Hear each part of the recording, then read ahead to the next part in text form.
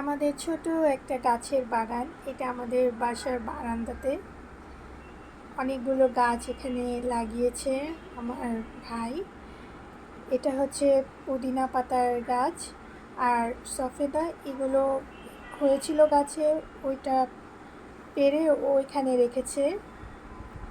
সফেদাগুলো ভীষণ মিষ্টি, এত মিষ্টি। এখানে অনেকগুলো গাছ আছে,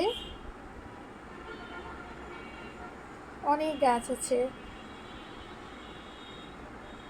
এই গাছটা এখনো লাগানো হয়নি, লাগাবে। আর ওই যে দূরে দেখতে পাচ্ছেন কতগুলো আমড়া হয়েছে, এগুলো গাছে হয়েছে নতুন। মাশাআল্লাহ, খুব ভালো লাগে এগুলো দেখতে।